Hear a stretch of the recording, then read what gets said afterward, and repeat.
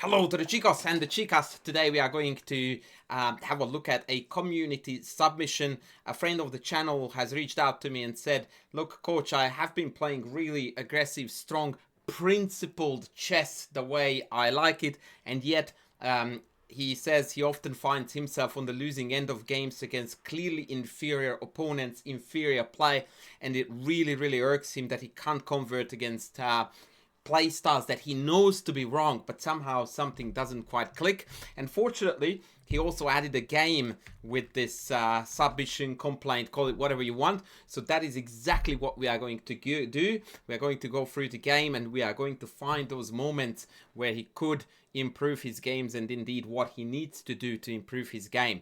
For context, our friend in the white trunks is going to be a 2300 rated rapid player on Lichess. So this is a higher profile game, and I'm very excited to see it. So let's dive in. The opening is going to be a wonky Benoni where the opponent plays knight e7. Don't do this at home, kids, is my only piece of advice. E4, f4, very good. Knight f3, castles, no. Bishop b5, check. The check is fine. Bishop d3 was also a move. I don't really mind what our friend is doing here. It is indeed principled and solid. Castles. Castles. Very good. Rook e1. I'm not going to critique this, but when I have a pawn on e4 and a pawn on f4, almost invariably, I want my rooks to be on e1 and f1. So to move this rook off of the f file feels a bit funny, but nothing untoward here. Honestly, this is completely and totally fine.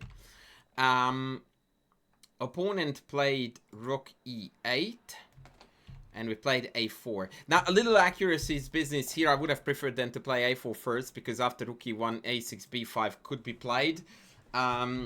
But now that got dealt with. Now, he received a move b6, and when I went through the game for the first time, when I looked at the submission, I nearly fell off my chair. And the reason for that is because, as you know, the email and the complaint is about not being able to convert, you know, on the back of principled solid chess. And I'm looking at this on move 13, and the game is over. We play here queen d3, when bishop c6, rook b8, knight b5 is over. On your bike, friend. On 2300 level, I don't really think that anyone can come back from this. Because now d6 and a7 are both hanging. And yeah, it's just creep on up for absolutely nothing, and black is ridiculously passive. I mean, queen e7, knight takes. I'm gonna come back, and black is just cooked. I really don't know what to say about this. It's a shocker of a blunder by black playing b6. And yeah, I just don't know. So we here missed a super basic tactic, which was based on just looking at our opponent's move and going like, excuse me, that looks very weakening. Let me check what's cooking over there. And you naturally look at bishop c6. So the only thing that you need to calculate is knight b5 to realize that it's over. So that was number one. At this point, I already knew, or rather I should say, I had a very strong inkling that this player is going to be, and the reason why I'm smiling is because I know what I'm about to say. He is exactly what I used to be when I was 16, 17. Very solid chess, rock solid openings, very good opening, understanding, playing principled moves, getting into really good positions, and then failing to convert. And my biggest issue with that, or my shortcoming, was my lack of desire.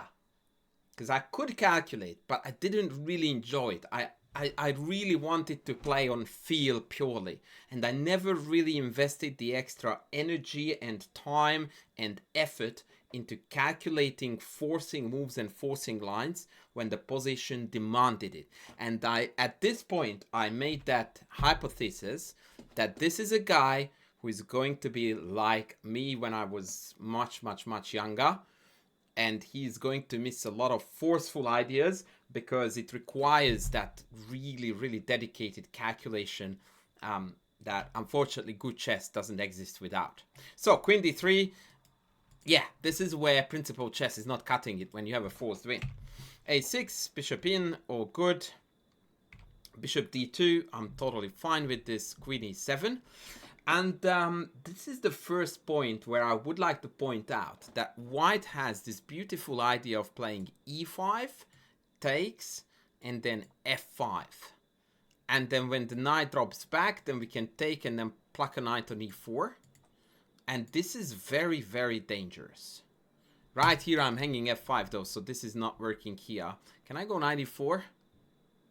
No, so this is probably too soon here. Oh no, I know what I'm doing wrong. Sorry, knight e4 first. Of course. Potato. I knew that I looked at this. And now knight f6 is a very serious threat because the knight is pinned. And if you drop back, then f5. And now the attack goes on. So look at what happens here. So we have everybody participating in the action. What is the move that our friend plays here? Rook d1. Now you can hide yourself behind the cover of, whoa, principled move. We finished development. Everyone is attending the party, yada, yada, yada. And that is true, right? But this is where we separate the boy from the man. That this, in the end of the day, and I spoke about this in our last video, is nothing but a pretty move. It's not a very useful one.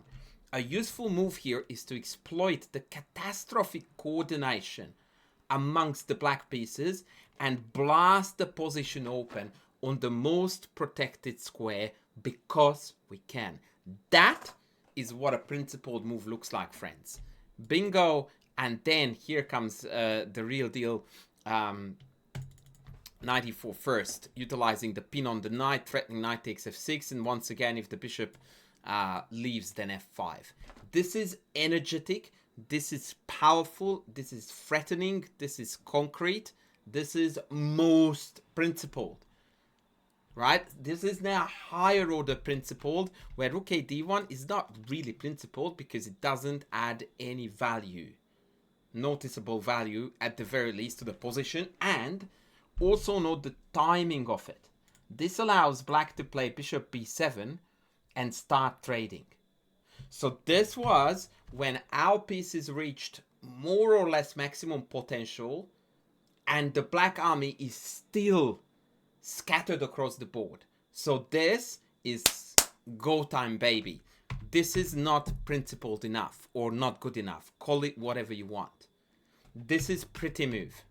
Pretty is not going to cut it anymore. We need it to strike. I really strongly would recommend to this lovely human to reflect on whether he considered e5 at all or not. If not, that's a fairly big problem because the e5, f5 patterns in the Benoni are stock standard. And if they did, then we need to dig deeper as to what they calculated versus the line I just showed you. But let's move on. So that was another one there. Bishop b7, take, yeah, take. Bishop c1. Not my favorite move of the game, but okay, I will let this slide. Bishop takes. Second moment when I nearly fell off my chair when I was going through the game. I mean, who would give up this bishop, which is by far best black's piece, for this knight? Shocker. Absolute shocker. Maybe bishop c8 with the idea of rook b7, b5, and also to try to move the queen and trade the bishop off is an idea. Bishop c3 is horrid. And after queen takes a4. Now this is, if you are 2000 level or above, these two moves combined, you receive bishop takes and you receive queen a4. If your reaction to this is, there is absolutely no way on planet Earth that this could be right, then you are not playing principled chess.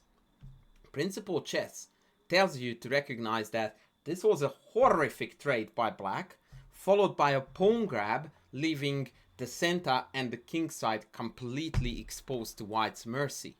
So what do we need to do? Strike. Strike as hard as you can.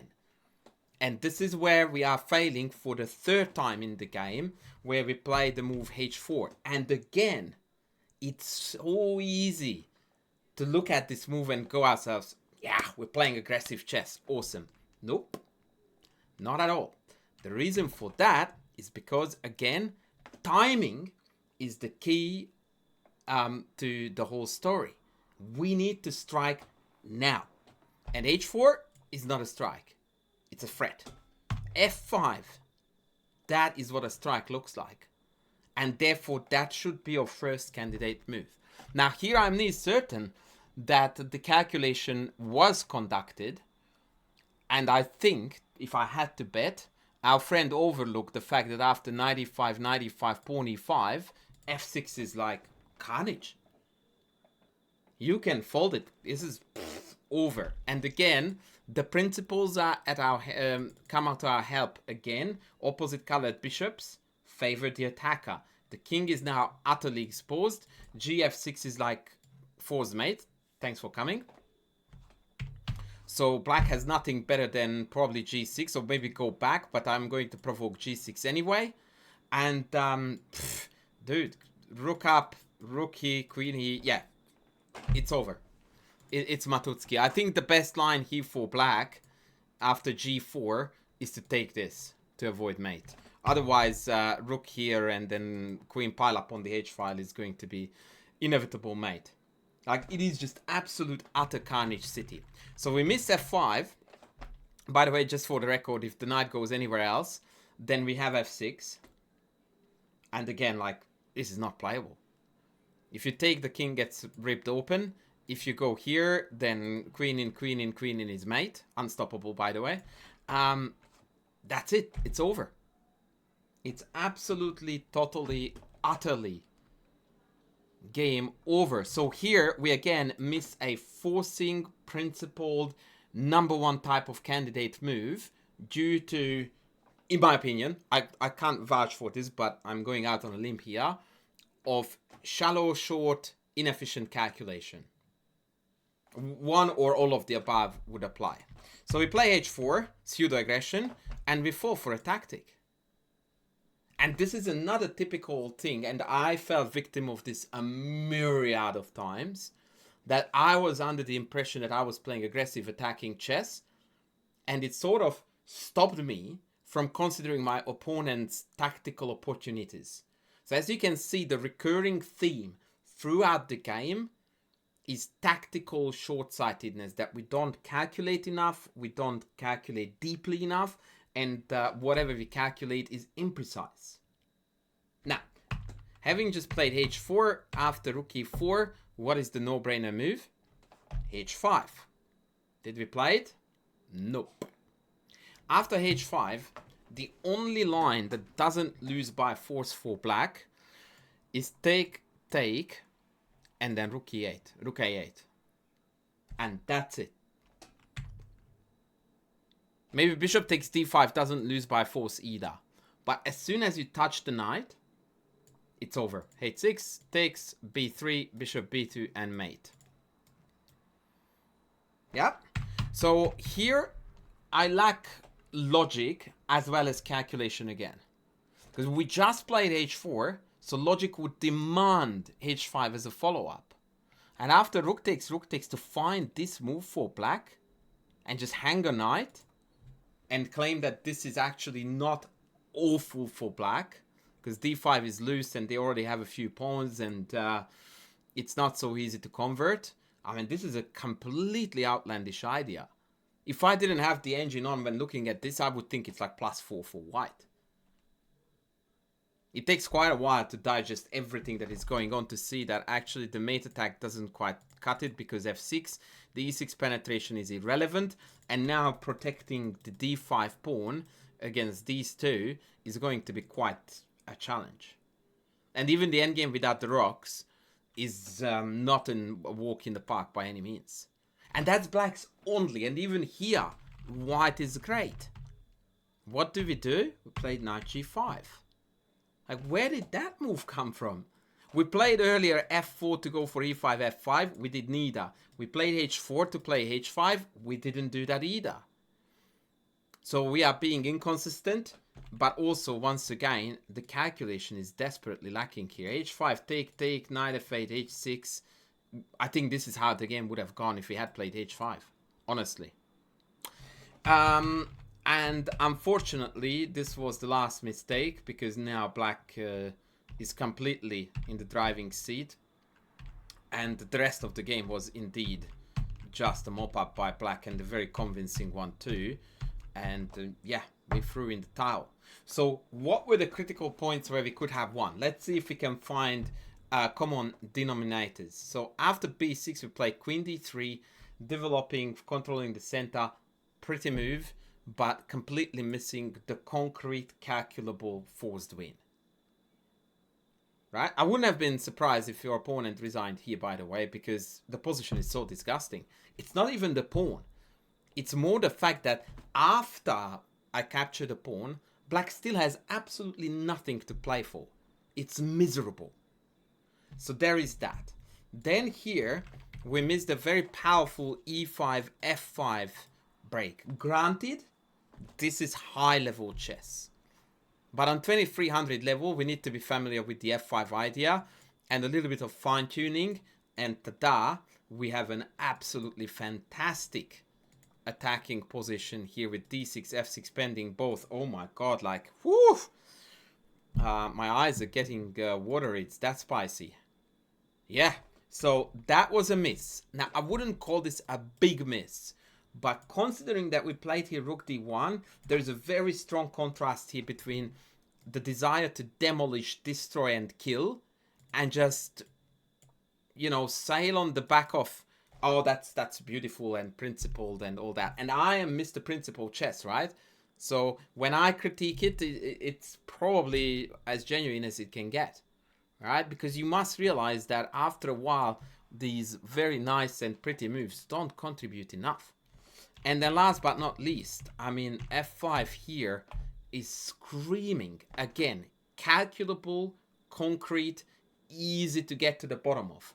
So if I had to summarize and find the common denominator between the 3, or let's call it the 4 mistakes, all of which would have likely led to a white victory, it was precise calculation, evaluation, and digging deeply enough. So what your chess currently lacks, friend, and it's very logical that it's like this, by the way, is that you build a beautiful position from opening to early middle game, and then you sometimes fail to sense that your opponent is completely on the ropes, and you just don't look for immediate wins, such as bishop c6, knight b5, or we just don't seem to feel the tempo of the game when we miss stuff like e5 central break to turn up the heat when the principled is not good enough anymore, because that has yielded a significant advantage and we need to make the next step. And that next step usually starts with a hefty punch in the face, which was e5. And then last but not least, again, back to very basic f5, f6 win. That's it. Just miss the concrete forcing line. Once again, I have a theory that we overlooked. By the way, rook takes, I forgot to tell you, this loses to bishop f4 and bishop d6. Maybe we overlooked the fact here that there is a back rank mate. But again, the more I show, the more you realize that it's the exact same thing. Tactics, long or longer variations, and precise evaluations. So that's it, friend. And the final one, of course, was h4, where again, forcing logical, aggressive, attacking, calculable lines would have done the damage. So that is going to be it for you, my friend. Thank you very much for the game submission. I went to town on it, but I think you needed to hear these things, and I do hope that it is going to contribute to your chess growth. I hope the audience enjoyed it as well. I'm going to see you in the next. Please don't forget to sub, to like, to leave a comment down below, and super thank me if you can. Thanks for watching. Bye.